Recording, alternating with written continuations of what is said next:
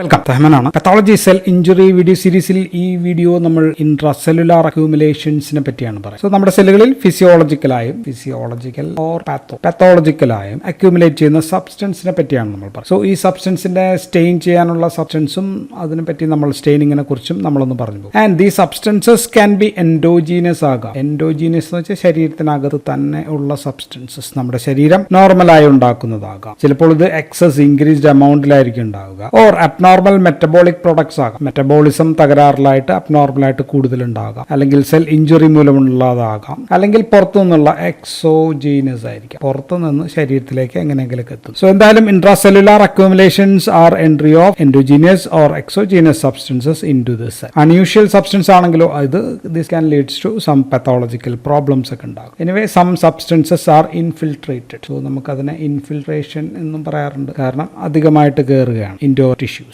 മെറ്റബോളിസത്തിലെ inborn error മൂലം abnormal metabolites ചിലപ്പോൾ സെല്ലിൽ കൂടുതലായിട്ടുണ്ടാകും. അപ്പോൾ നമുക്ക് ചില എക്സാമ്പിൾസ് ഒന്ന് പറഞ്ഞിട്ട് നമുക്ക് വാട്ട് ആർ ദ അക്യൂമുലേഷൻസിലേക്ക് ഒന്ന് പോകാം. ഉദാഹരണം ഗ്ലൈക്കോജൻ നമ്മുടെ ശരീരത്തിലെ നോർമൽ സബ്സ്റ്റൻസ് ആണ്. ഉദാഹരണത്തിന് ഗ്ലൂക്കോസ് 6 ഫോസ്ഫറ്റേസ് എന്ന് പറയുന്ന എൻസൈം നമ്മുടെ ശരീരത്തിൽ ഇല്ല, ഡെഫിഷ്യന്റ് ആണെങ്കിൽ. അപ്പോൾ ഇത് ഗ്ലൈക്കോജൻ കൂടും. ഗ്ലൈക്കോജൻ വിൽ ബി എന്താ പറയുക, അടിഞ്ഞു കൂടും. എവിടെയൊക്കെ ലിവറിലോ കിഡ്നിയിലോ ഒക്കെ അടിഞ്ഞു ചേരും. അപ്പോൾ ഉണ്ടാകുന്ന ഒരു അസുഖമാണ് വോൺ ഗിർക്കിസ് ഡിസീസ് എന്ന് പറയും. Von Gierke's disease. ഇനി വേറൊരു ഡിസീസാണ് നീമാൻ പിക് ഡിസീസ്. പേര് നീമാൻ പിക് ഡിസീസിൽ എന്താ പ്രശ്നം? ഇവിടെ ഫാറ്റിനെ മെറ്റബോളൈസിങ് ചെയ്യാനുള്ള കഴിവ് കുറവാണ്. ഇപ്പോൾ സ്ഫിംഗോമൈലിനേസ് എന്ന് പറയുന്ന സാധനത്തിന് മെറ്റബോളൈസ് ചെയ്യാൻ പറ്റുന്നത്. സോ സ്പ്ലീനിലും ബോണിലും എല്ലാം സ്ഫിംഗോമൈലിൻ എന്ന് പറയുന്ന സാധനം സെൽ മെംബ്രെയിനിലൊക്കെ ഉള്ളതാണ്. ഇത് വന്ന് അടിഞ്ഞു ചേരും. ഇനി എക്സോജീനസ് ആയിട്ട് നമ്മൾ ശ്വസിച്ചെടുക്കുന്ന പല സബ്സ്റ്റൻസ് ഉണ്ട്. ഇപ്പോൾ കാർബൺ, പുകവലിക്കാരിൽ അല്ലെ, ആസ്ബെസ്റ്റോസ്, ഭക്ഷണത്തിലൂടെ വരുന്ന കാര്യങ്ങൾ, ഇൻജസ്റ്റഡ് ലൈക്ക് ഉദാഹരണം എങ്ങനെയെങ്കിലൊക്കെ സിൽവറോ മെർക്കുറിയോ അങ്ങനെയൊക്കെയുള്ള നമ്മുടെ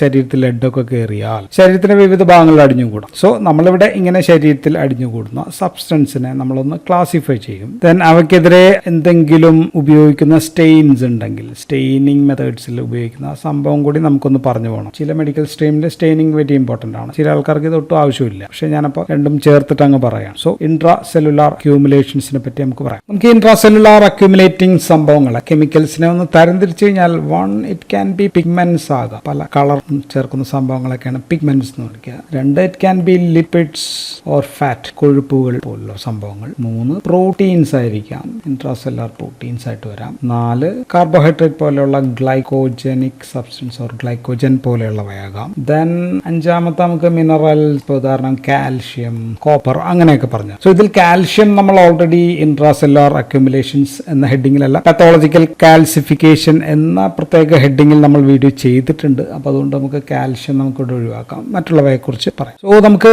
പിഗ്മെന്റിൽ തുടങ്ങാം. പിഗ്മെന്റിൽ ഫസ്റ്റ് നമ്മൾ പറയുന്നത് മെലാനിൻ ആണ്. മെലാനിൻ എന്ന് പറയുന്ന പിഗ്മെന്റ്. മെലാനിൻ നമുക്കറിയാം നാച്ചുറൽ ആണ്, എൻഡോജീനിയസ്, ശരീരത്തിനകത്ത് തന്നെയുള്ള പിഗ്മെന്റ് ആണ്. ഇത് നമ്മുടെ സ്കിന്നിന്റെ സ്ട്രാറ്റം ബേസയിൽ അല്ലെ, ഡീപ്പ് ഇൻ ദ സ്കിന്നിന്റെ ഏറ്റവും ഉള്ളിലുള്ള ലെയറിൽ ഈ സംഭവം ഉണ്ട്. സ്കിന്നിന് കളർ കൊടുക്കുന്നുണ്ട് അല്ലെ. It gives colour to skin മാത്രമാണോ? അല്ല, വേറെയും പല സ്ഥലങ്ങളിലുണ്ട്. ഉദാഹരണത്തിന് ഹെയറിന് കളർ കൊടുക്കുന്നുണ്ട്. കണ്ണിൽ ഐറിസിന് ഇതൊരു കളർ കൊടുക്കുന്നുണ്ട്. ഇനി ബ്രെയിനിലും ഉണ്ട്. ബ്രെയിനിൽ ഇത് കൂടുതലായിട്ട് കാണുന്നത് സബ്സ്റ്റാൻഷ്യ നൈഗ്ര ആണ്. സബ്സ്റ്റാൻഷ്യ നൈഗ്ര എന്ന് പറയുമ്പോൾ മിഡ് ബ്രെയിന്റെ ഭാഗമായിട്ടുള്ള സബ്സ്റ്റാൻഷ്യ നൈഗ്രയിൽ മെലാനിൻ നമുക്ക് കൂടുതലായിട്ട് കാണാം. ഇതിന്റെ കളർ ബ്രൗൺ ടു ബ്ലാക്ക് ആണ്. ബ്രൗൺ ബ്ലാക്ക് കളറാണ് ഉള്ളത്. നിറം കിട്ടുന്നത് അപ്പോൾ കറുപ്പായിട്ടായിരിക്കും കിട്ടുക. അപ്പോൾ ഇത് നോർമൽ മൈക്രോസ്കോപ്പിക്കിൽ നമ്മൾ ഇപ്പോൾ ഉദാഹരണത്തിന് ഹെമറ്റോക്സിലിനോ ഇയോസിനോ ഒക്കെ വെച്ച് നോക്കിക്കഴിഞ്ഞാൽ ഒരു ബ്രൗൺ ബ്ലാക്ക് കളർ ആയിരിക്കും കിട്ടുക. ഇനി ഇത് ചെയ്യാനുള്ള സ്പെഷ്യൽ സ്റ്റെയിൻ അത് കൂടി ഒന്ന് പറഞ്ഞേക്കാം. Special stain is mason Fontana എന്ന് പറയുന്ന സ്റ്റെയിൻ ആണ്. ഇത് കൊടുത്തു കഴിഞ്ഞാൽ ഒരു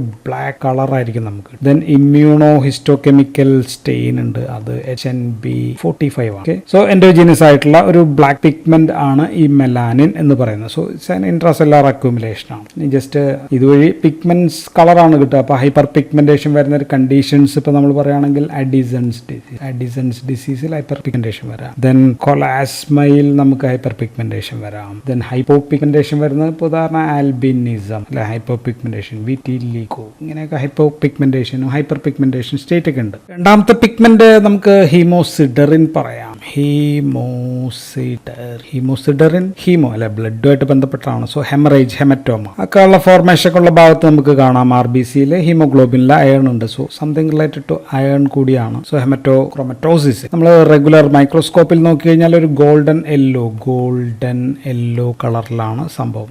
ഷൈനിങ് സബ്സ്റ്റൻസ് ആണ്, റിഫ്രാക്റ്റൈലായിട്ട് കാണുന്ന സംഭവമാണ് ഹീമോസിഡറിൻ എന്ന് പറയാം. ആൻഡ് ഹീമോസിഡറിൻ ചിലപ്പോൾ റീനൽ ട്യൂബ്യൂൾസിൽ, കിഡ്നിയിലെ റീനൽ ട്യൂബ്യൂൾസിൽ ഡെപ്പോസിറ്റ് ചെയ്യാം. ഉദാഹരണത്തിന് പാരോക്സിസ്മൽ നോക്ടേണൽ ഹീമോഗ്ലോബിനീമിയ ഹീമോഗ്ലോബിനൂറിയ ഈ കണ്ടീഷൻസിൽ ഇത് റീനൽ ട്യൂബ്യൂൾസിലെ കിഡ്നിയിൽ ഡെപ്പോസിറ്റ് ചെയ്യും. ആൻഡ് ഇതിന്റെ സ്റ്റെയിൻ എന്ന് പറയുന്നത് പ്രഷ്യൻ ബ്ലൂ ആണ്. ഞാൻ ബ്ലൂ വെച്ച് എഴുതി നന്നായി. പ്രഷ്യൻ ബ്ലൂ അല്ലെങ്കിൽ പ്രഷ്യൻ ബ്ലൂവിനെ വേറൊരു പേര് പേൾ സ്റ്റെയിൻ എന്നും നമ്മൾ വിളിക്കാറ്. മൂന്നാമത്തെ നമുക്ക് പറയാനുള്ളത് ഹോമോജെൻറ്റിസിക് ആസിഡ് ആണ്. HOMO ഹോമോജെൻറ്റിസിക് ആസിഡ് എന്ന് പറയുന്ന സംഭവം. ഇത് ഹോമോജെൻറ്റിസിക് ആസിഡ് നമ്മുടെ ശരീരത്തിൽ ഉണ്ടാകുന്നുണ്ട്. ഇപ്പൊ ടൈറോസിൻ അവിടെ നിന്നൊക്കെ ഉണ്ടാകുന്നതാണ്. ദെൻ അതിന്റെ deficiency homogentisic acid oxidase. Homogentisic acid oxidase എന്ന് പറയുന്ന എൻസൈമാണ് അത് നശിപ്പിക്കേണ്ടത്. അതിന്റെ ഡെഫിഷ്യൻസി ഉണ്ടെങ്കിൽ ഇത് അടിഞ്ഞുകൂടും. ഉദാഹരണം അസുഖം, അതിന്റെ പേര് ആൽകാപ്റ്റോനൂറിയ എന്നാണ്. ആൽകാപ്റ്റോനൂറിയൽ ഇവിടെ പല ഭാഗത്തും, ഉദാഹരണത്തിന് ചെവിയൊക്കെ നമുക്ക് പെട്ടെന്ന് കാണാൻ പറ്റും. ബ്ലാക്ക് ബ്ലൂ ഇയേഴ്സ് ആയിട്ട് നമുക്ക് കാണാം. നഖത്തിൽ അടിഞ്ഞുകൂടാം, നെയിൽസിൽ,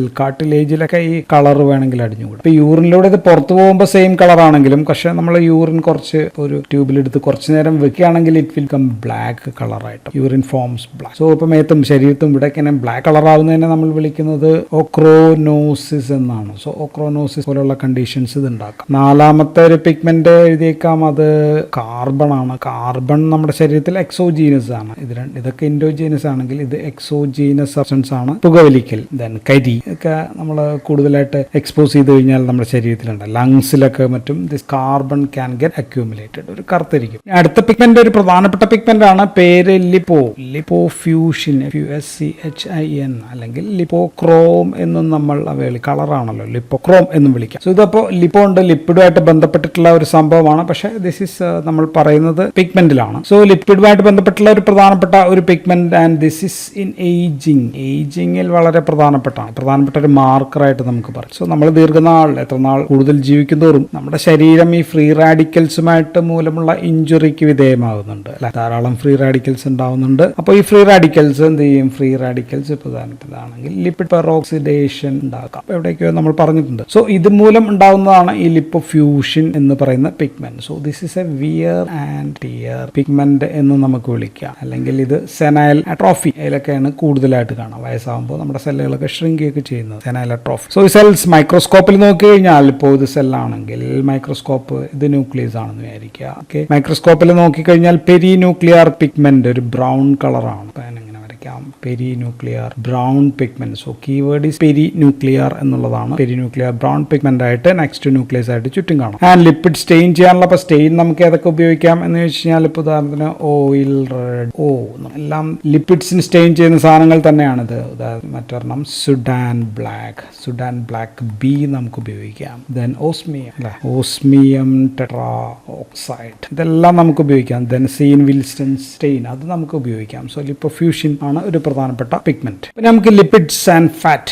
ലിപ്പിഡ്സിലേക്ക് വന്നു കഴിഞ്ഞാൽ ലിപ്പിഡ് അക്യൂമുലേഷൻ, ലിപ്പിഡിൽ ഏറ്റവും കൂടുതൽ അക്യൂമുലേറ്റ് ചെയ്യുന്ന ഏതാ? ട്രൈഗ്ലിസറൈഡ്സ് ആണ് മോസ്റ്റ് അക്യൂമുലേറ്റഡ് സംഭവം. ആൻഡ് എവിടെയാണ് ഏറ്റവും കൂടുതൽ അക്യൂമുലേറ്റ് ചെയ്യുന്നത് വെച്ചാൽ നമുക്കത് അറിയാം, ലിവറിനകത്താണ്. സോ ലിവറിനകത്ത് ഫാറ്റ് അക്യൂമുലേഷൻ നമുക്കറിയാം. Okay, most common site of fat accumulation is liver. And most common fat accumulate ഉണ്ടാവുന്നത് ട്രൈഗ്ലിസറൈഡ് മൂലവുമാണ്. സോ ഫാറ്റി ലിവർ ഒക്കെ ഉണ്ടാക്കും. സോ ഇത് നമുക്ക് പ്രത്യേകം പറയണം, അതുകൊണ്ട് നമ്മൾ ഇവിടെ പറയുന്നില്ല. ഇനി ഉദാഹരണത്തിന് ഹൃദയത്തിൽ ഫാറ്റ് അക്യൂമുലേഷൻ ഉണ്ടാകാം. ഉദാഹരണത്തിന് മൈക്രോസ്കോപ്പിൽ നോക്കിക്കഴിഞ്ഞാൽ ഇവിടെ നോർമൽ ഹൃദയത്തിന്റെ ഒരു ഭാഗം, ദെൻ ഇവിടെ ഒരു മഞ്ഞ കളറിലാണ് ഫാറ്റ് അക്യൂമുലേറ്റഡ് ഭാഗം, നോർമൽ ഭാഗം, ഫാറ്റ് അക്യൂമുലേറ്റഡ് ഭാഗം, നോർമൽ ഭാഗം, ഫാറ്റ് അക്യൂമുലേറ്റഡ്. സോ ഇങ്ങനെ നമുക്ക് കാണാൻ പറ്റും. സോ ഇങ്ങനെ ഓൾട്ടർനേറ്റ് ഇവിടെ ഒരു ബ്രൗൺ കളറാണെന്ന് വിചാരിക്കുക. This colour is brown red കളറാണ്. ആൻഡ് അടുത്ത ഭാഗം യെല്ലോ കളർ ആണെങ്കിൽ ഇങ്ങനെ ഓൾട്ടർനേറ്റ് ആകുമ്പോൾ ഒരു ടൈഗറിന്റെ ഒരു ശരീരം പോലെ നമുക്ക് തോന്നാം. അപ്പൊ അതിനെ നമ്മൾ ടൈഗേർഡ് എഫക്ട് എന്ന് വിളിക്കാറുണ്ട്, അല്ലെങ്കിൽ ടോബി കാറ്റ് എന്നും നമ്മൾ ഇതിനെ വിളിക്കാറ്. അപ്പോൾ ഇത് ലിപ്പിഡ് ആണ്. ലിപ്പിഡ് നമുക്ക് സ്റ്റെയിൻ ചെയ്യാനായിട്ട് നമുക്ക് ഈ സംഭവങ്ങൾ തന്നെ ഓയിൽ റെഡ് എഴുതാം, സുഡാൻ ബ്ലാക്ക് ഉപയോഗിക്കാം, ഓസ്മിയം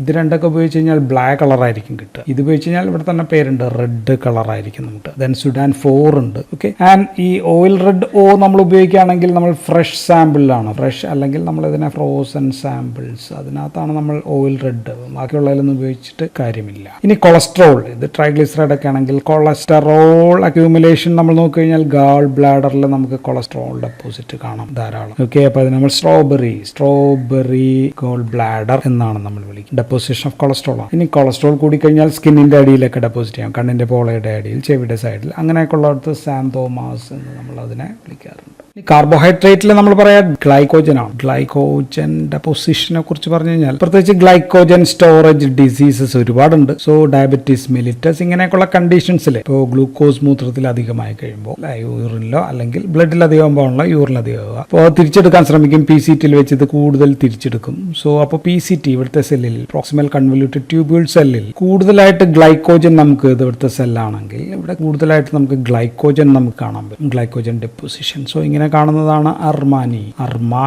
എപ്സ്റ്റീൻ സെൽസ് എന്ന് പറയുന്നത്. ഇങ്ങനെ കൂടുതൽ ഗ്ലൈക്കോജൻ കാണുന്നതാണ്. ആൻഡ് ഗ്ലൈക്കോജൻ സ്റ്റെയിൻ ചെയ്യാൻ നമ്മൾ ഉപയോഗിക്കുന്ന എന്താണ്, അത് PAS ആണ്. PAS means പെറോഡിക് per iodic shifts ആണ്. ഷിഫ്റ്റ് സ്റ്റെയിൻ ആണ് നമ്മൾ ഇതിന് സ്റ്റെയിൻ ചെയ്യാനായിട്ട് ഉപയോഗിക്കുക. സോ അത് കൊടുത്തു കഴിയുമ്പോൾ ഒരു പിങ്ക് കളറായിരിക്കും കിട്ടുക. നമ്മളപ്പോൾ ഡയസ്റ്റേസ് കൂടി ആഡ് ചെയ്താൽ ഈ കളർ അങ്ങോട്ട് പോകും. ഡയസ്റ്റേസ് സെൻസിറ്റീവ് ആണ്. ഇനി പ്രോട്ടീൻസ് അക്യൂമുലേഷനെ പറ്റി പറഞ്ഞു കഴിഞ്ഞാൽ ചിലത് നമ്മൾ മറ്റു വീഡിയോയിലൊക്കെ പറഞ്ഞിട്ടുണ്ട് നേരത്തെ. ഉദാഹരണം ആൽക്കഹോളിക് ലിവർ ഡിസീസസിൽ ചില പ്രോട്ടീൻസ് അടിഞ്ഞുകൂടാം. ഉദാഹരണത്തിന് ആ പ്രോട്ടീന്റെ പേര് സൈറ്റോകെരാറ്റിൻ 8-18 പോലുള്ളവ അടിഞ്ഞുകൂടുന്ന ഉണ്ടാകുന്നതാണ് മാലോറീസ് ഹയാലിൻ ബോഡീസ്. നമ്മൾ പറഞ്ഞതാണ്, പക്ഷെ അവിടെ നമ്മൾ ഇത് പറഞ്ഞില്ലായിരുന്നു. Mallory hyaline bodies. Then in multiple myeloma എന്ന് വെച്ചാൽ ക്യാൻസർ ആണ്. എന്തിന്റെ ക്യാൻസർ ആണ്? ബി സെല്ലിന്റെ ക്യാൻസർ, ബി സെൽ ലിംഫോമ അല്ലെ, അങ്ങനെയുള്ള ക്യാൻസർ ആണ് സംഭവം. ബി സെൽ എന്താ ഉണ്ടാക്കുക? ബി സെൽ ഇമ്മ്യൂണോഗ്ലോബുലിൻസ് ആണ് ഉണ്ടാക്കുക. സോ ഇമ്മ്യൂണോഗ്ലോബുലിൻസ് അടിഞ്ഞുകൂടാം. പ്ലാസ്മ സെല്ലിൽ ഇമ്മ്യൂണോഗ്ലോബുലിൻസ് അടിഞ്ഞുകൂടുമ്പോൾ ന്യൂക്ലിയസിന്റെ ഒരു സൈഡിലേക്കാകും. ഇതൊക്കെ ഇമ്മ്യൂണോഗ്ലോബുലിൻസ് ആണെങ്കിൽ if it is in the സൈറ്റോപ്ലാസത്തിൽ ഇത് അടിഞ്ഞുകൂടുന്നതാണ് റസൽ ബോഡീസ് എന്നാണ് വിളിക്കുക. ആൻഡ് ഇത് ന്യൂക്ലിയസിൽ തന്നെയാണ് അടിഞ്ഞുകൂടുന്നതെങ്കിലോ ഇമ്മ്യൂണോഗ്ലോബുലിൻസ്, അതിനെ നമ്മൾ വിളിക്കുക ഡച്ചർ ബോഡീസ്. സോ രണ്ടും ഇമ്മ്യൂണോഗ്ലോബുലിൻ തന്നെയാണ് അടിഞ്ഞുകൂടുന്നത്. ദിസ് ഈസ് ഇൻ സൈറ്റോപ്ലാസം, ഇത് ന്യൂക്ലിയസ്. ഇനി പ്രോട്ടീൻസ് മിസ്ഫോൾഡഡ് ആയി കഴിഞ്ഞാൽ, മിസ്ഫോൾഡഡ് പ്രോട്ടീൻസ് അല്ലെ, അതും അടിഞ്ഞുകൂടാമായിട്ട്. ഉദാഹരണത്തിന് ചേപ്രോൺ HSP70 ഒക്കെയാണ് ഇത് കണ്ടുപിടിക്കുന്നത്. സോ അതുമൂലം ഏറ്റവും ഫേമസ് ആയിട്ടുള്ള പ്രോട്ടീൻ മിസ്ഫോൾഡിങ് നമ്മൾ കേട്ടിട്ടുള്ളത് ആൽഫാസിന്യൂക്ലിൻ ആണ്. ആൽഫാസിന്യൂക്ലിനെ കുറിച്ച് കേട്ടിട്ടുണ്ട്. Lewy bodies. സോ ഇതെങ്ങനെയുള്ള ന്യൂറോ ഡീജനറേറ്റീവ് ഡിസീസ് ആണ്. അൽഷീമേഴ്സിൽ, പാർക്കിൻസൺസ് ഡിസീസിൽ, ഹണ്ടിങ്ടൺസ് അങ്ങനെയൊക്കെ ഉള്ളതിനകത്ത് ഇങ്ങനെയൊക്കെയുള്ള മിസ്ഫോൾഡഡ് പ്രോട്ടീൻസ് അടിഞ്ഞുകൂടുന്നതായിട്ട് നമ്മൾ കണ്ടിട്ടുണ്ട്. ഇനി കാൽഷ്യം അടിഞ്ഞുകൂടുന്നതിനെ പറ്റി ഞാൻ പറയുന്നില്ല, നമ്മൾ സെപ്പറേറ്റ് പത്തോളജിക്കൽ കാൽസിഫിക്കേഷൻ ചെയ്തുകൊണ്ട് നമുക്ക് കോപ്പർ അടിഞ്ഞുകൂടുന്നതിനെ പറ്റി പറയാം. കോപ്പർ അടിഞ്ഞുകൂടുന്നിട്ടുണ്ടാവുന്ന അസുഖം അതാണ് വിൽസൺസ് ഡിസീസ് എന്ന് പറയും. ഇവിടെ കോപ്പറിനെ ട്രാൻസ്പോർട്ട് ചെയ്ത്, കോപ്പർ ആണെങ്കിൽ ഇതിനെ ബ്ലഡിലൂടെ ഇങ്ങനെ ചുമന്ന് കൊണ്ടുപോകുന്ന ആളുടെ പേര് സെറുലോപ്ലാസ്മിൻ എന്നാണ്. സോ സെറുലോപ്ലാസ്മിൻ ഇല്ല, പ്ലാസ്മ പ്രോട്ടീൻ ആയിട്ടുള്ള സെറുലോപ്ലാസ്മിൻ ഇല്ല, ഉണ്ടാകാതിരിക്കാൻ കാരണം ATP7B ജീനിലുള്ള മ്യൂട്ടേഷൻ മൂലമാണ് ഇത് സംഭവിക്കുക. എന്തായാലും ഇതുമൂലമാണ് വിൽസൺസ് ഡിസീസ് ഉണ്ടാക്കുന്നത്. വിൽസൺസ് ഡിസീസ് ഉണ്ടായാൽ കോപ്പർ കൂടി കഴിഞ്ഞാൽ കണ്ണിൽ കണ്ണിനകത്തുള്ള കോർണിയയിൽ തന്നെ എവിടെയാണെന്ന് ചോദിച്ചാൽ ഡെസ്നെറ്റ് മെംബ്രെയിനിലാണ് ഇത് അടിഞ്ഞുകൂടി കഴിയുമ്പോൾ എന്താ ഉണ്ടാകുന്ന KF റിങ്സ് അല്ലെ, ഫ്ലക്സർ റിങ്സ് ഫോർമേഷൻ. KF റിങ്സ് കണ്ണിൽ നമുക്ക് ഇങ്ങനെ നീല കളറിൽ കാണാൻ പറ്റും. കരളിൽ, ലിവറിനകത്ത് അടിഞ്ഞുകൂടി കഴിഞ്ഞാൽ അത് നമുക്ക് സിർഹോസിസ് ഉണ്ടാക്കാം. ദെൻ ബ്രെയിനിൽ അടിഞ്ഞുകൂടുന്ന എവിടെയാണ് കോപ്പർ അടിഞ്ഞുകൂടുന്നത്? ബേസൽ ഗാംഗ്ലിയയിലാണ് ബ്രെയിനിൽ അടിഞ്ഞു. സോ ഇവിടെയൊക്കെ അടിഞ്ഞുകൂടും. അപ്പോൾ കോപ്പറിനെ സ്റ്റെയിൻ ചെയ്യാൻ നമുക്ക് സ്പെഷ്യൽ സ്റ്റെയിൻ എന്തെങ്കിലും ഉണ്ടോ എന്ന് ചോദിച്ചു കഴിഞ്ഞാൽ അതിന്റെ പേര് റുബിയാനിക് ആസിഡ് ആണ്. റുബിയാനിക് ആസിഡ് വെച്ച് സ്റ്റെയിൻ ചെയ്യാം. ദെൻ അടുത്തൊരു പിഗ്മെന്റ് ആണ് റോഡോനിൻ പിഗ്മെന്റ് എന്ന് പറയുന്ന പിഗ്മെന്റും ഡൈ ഉപയോഗിച്ചിട്ടും നമുക്ക് ഇതിനെ സ്റ്റെയിൻ ചെയ്യാനായിട്ട് പറ്റും. സെറുലോപ്ലാസ്മിനെ സ്റ്റെയിൻ ചെയ്യാനുള്ള സ്റ്റെയിനും കൂടി ഒന്ന് പറഞ്ഞേക്കാം. അതിന്റെ പേര്